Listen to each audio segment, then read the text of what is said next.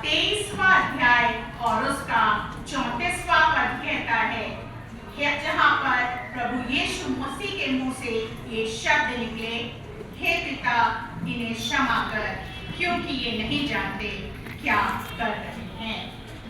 मेरे प्रियो, अभी एक गाना हमारे सामने गाया और उस गाने में हम सब उस गाने को से भली प्रकार परिचित हैं और ये विचार निश्चित रूप से हम में से हर एक के हृदय में उठता है कि हर जख्म जो उसका है वो मेरे गुनाह का है।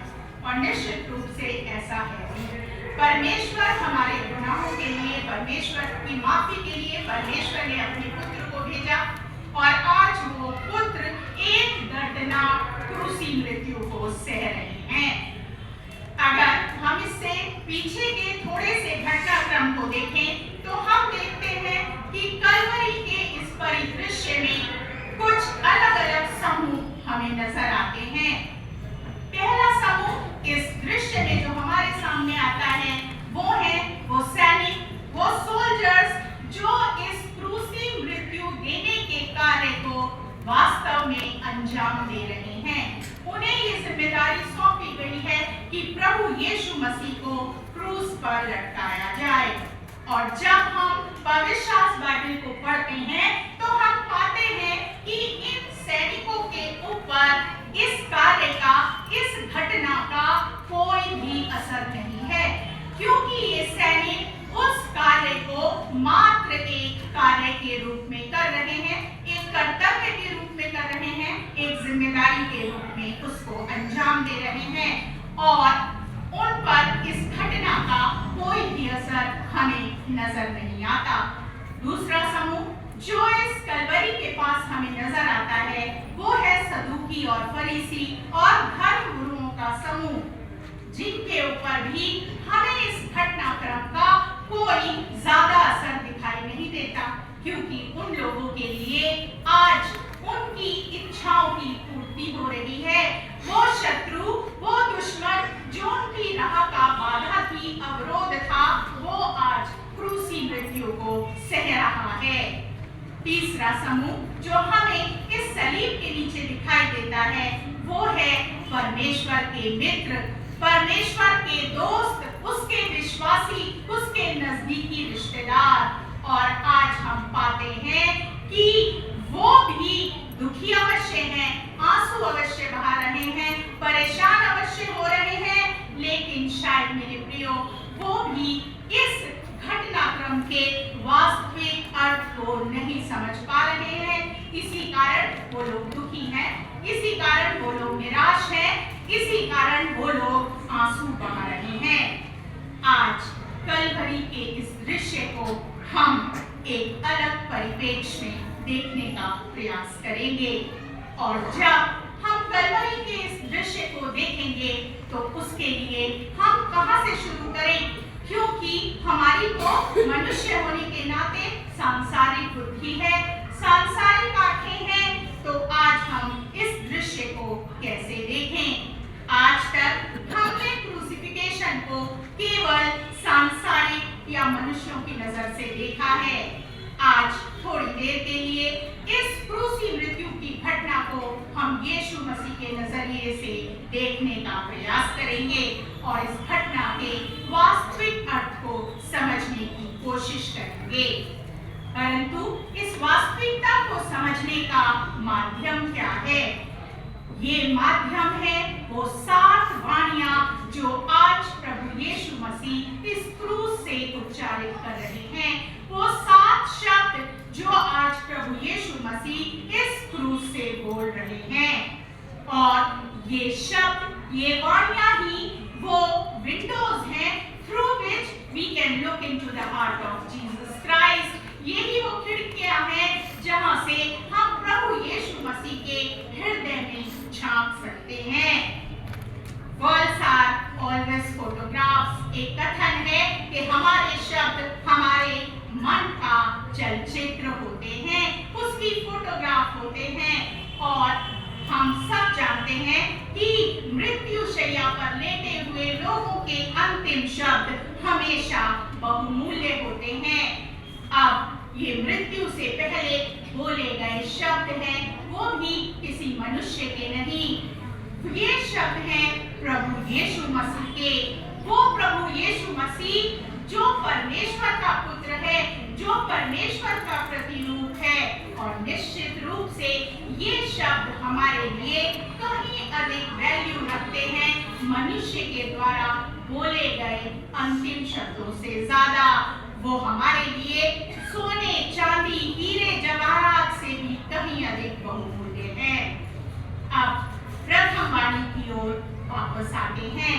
वो पहला शब्द जो प्रभु यीशु मसीह ने बोला, हे पिता इन्हें क्षमा कर, क्योंकि ये नहीं जानते कि क्या कर रहे हैं।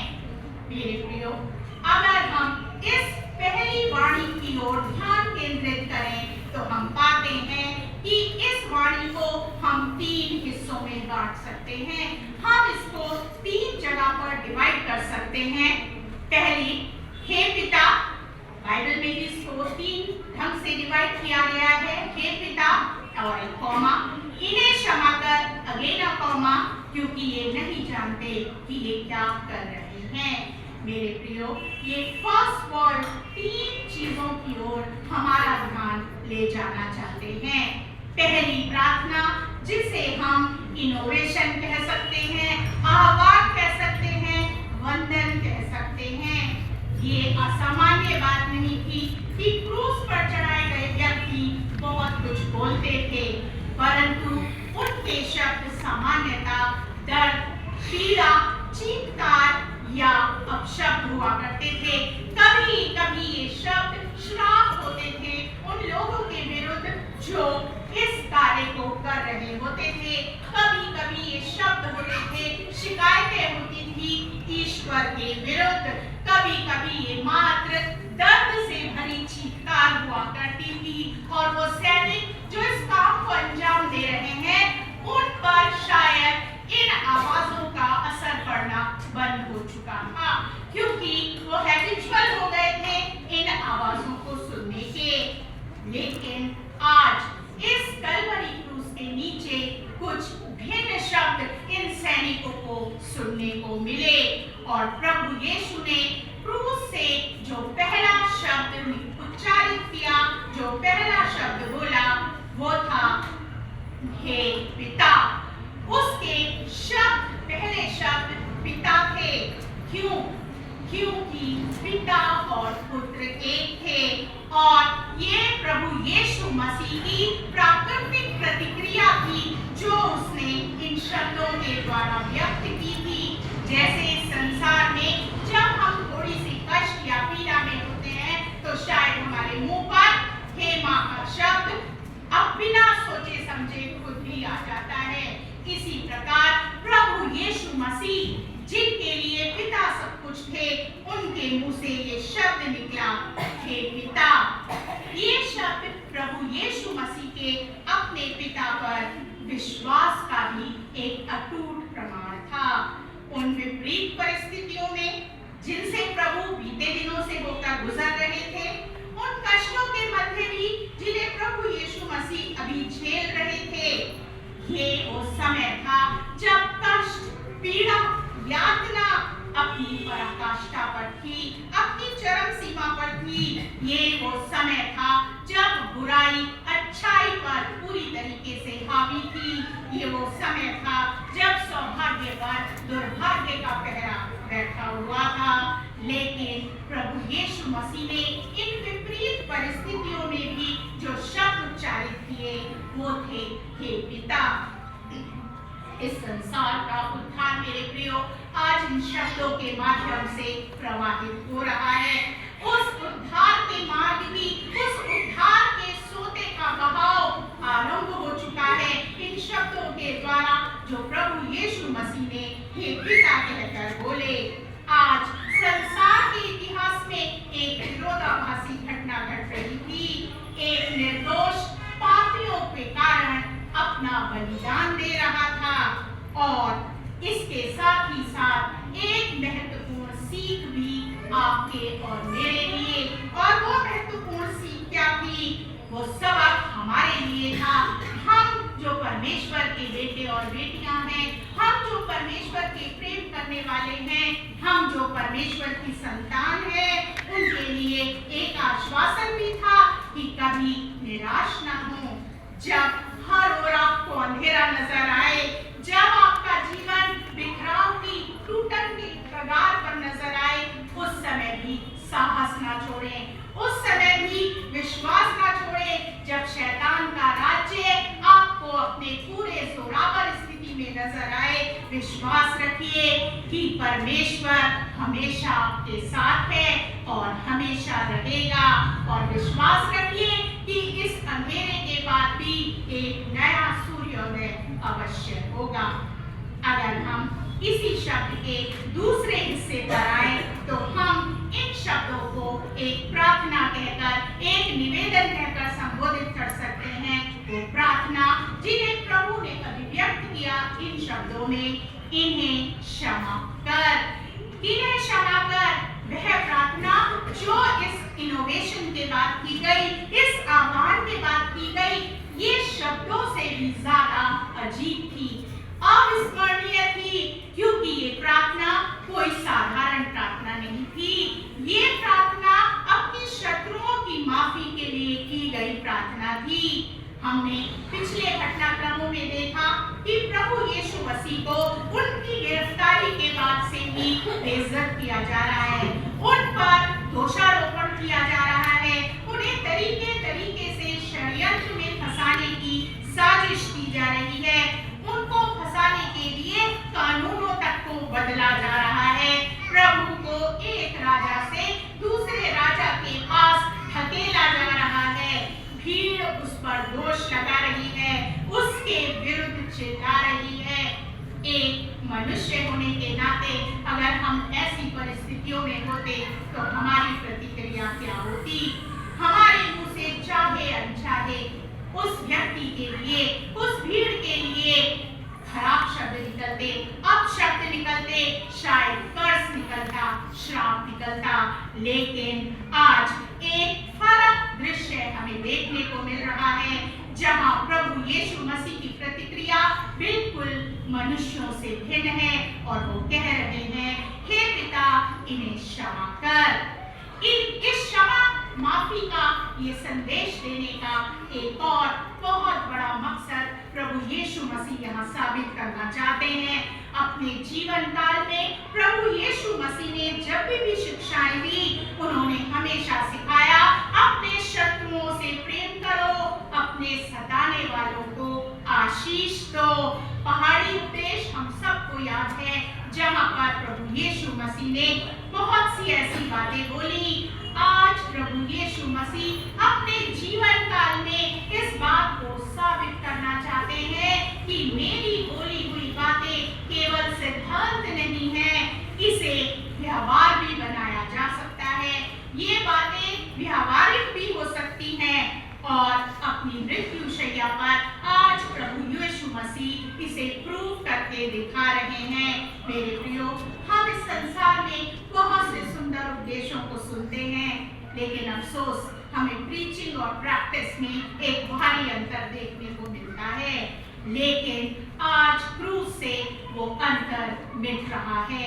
आज क्रूस से ये सारी दूरियां मिट रही हैं, क्योंकि प्रभु यीशु मसीह जो है, वो जो कहते थे उसे कर कर भी दिखा रहे हैं। अपनी मृत्यु शैया पर वो अपने थ्योरी को प्रैक्टिस में बदलते हुए नजर आ रहे हैं। शायद हम मनुष्यों से अगर पूछा जाए तो हम माफ करने के अर्थ को जानते ही नहीं हैं, और माफ करना हमारे लिए इस संसार में बहुत कठिन काम होता है, क्योंकि शब्द ऐसी पीड़ा देते हैं, ऐसे भाव उत्पन्न करते हैं जो चाहे अनचाहे हमारी स्मृति में आते रहते हैं। हम अगर पुराने नियम को देखें तो हमने वहां पर भी बहुत से संतों को, बहुत से अच्छे अच्छे धार्मिक लोगों को जीवन में देखा कि उन्होंने अपने जीवन में अपने अपराधियों को श्राप दिया, कर्ज किया। लेकिन इस संसार में प्रभु यीशु मसीह एक नया उदाहरण प्रस्तुत कर रहे हैं। उन्होंने जीवन भर अपने पिता को अपने जीवन से, अपने कार्यों से प्रदर्शित किया। इन वचनों में यीशु अपने को भी प्रदर्शित कर रहे हैं, अपने स्वभाव को भी प्रदर्शित कर रहे हैं। यद्यपि पिता और पुत्र एक हैं, परंतु एक मानव के रूप में आज क्रूस पर उस दिव्य प्रदर्शन की एक झलक हमें देखने को मिल रही है। वैसी ही झलक जब परमेश्वर पुराने नियम में झाड़ी के माध्यम से, जलती हुई झाड़ी के माध्यम से अपने भक्तों को दर्शन देते थे, ऐसी ही कुछ झलक आज इन शब्दों के माध्यम से इस क्रूस पर नजर आती है। और ये झलक सिर्फ एक संदेश हमें देती है कि परमेश्वर प्रेम है, परमेश्वर सिर्फ प्रेम है। तीसरा हिस्सा इस वाणी का, जिसे हम आर्ग्यूमेंट कह सकते हैं या तर्क कह सकते हैं, क्योंकि यहाँ लिखा है क्योंकि ये नहीं जानते कि ये क्या कर रहे हैं। ये शब्द हमें उस दिव्य प्रेम को और अधिक गहराई से समझने में हमारी सहायता करते हैं। जब कभी हम इस संसार में कष्ट में होते हैं, पीड़ा या यातना में होते हैं, तो हमारी सोच, हमारा ध्यान सिर्फ अपने तक केंद्रित होता है। लेकिन इस क्षण प्रभु यीशु मसीह अपनी सारी कष्ट, पीड़ा, दुख, वेदना को भुलाकर दोष नहीं दे रहे, बल्कि अपने अपराधियों के पक्ष में बात कर रहे हैं और उनके व्यवहार के लिए क्षमा याचना कर रहे हैं। अब एक सवाल हमारे मन में अवश्य उत्पन्न होगा। प्रभु यीशु ने कहा क्योंकि ये नहीं जानते, पक्ष क्या था, आर्ग्यूमेंट क्या था कि इनके क्षमा को क्यों माफ किया जाए, क्योंकि ये नहीं जानते कि ये क्या कर रहे हैं। लेकिन क्या वास्तव में मेरे प्रियो ऐसा था?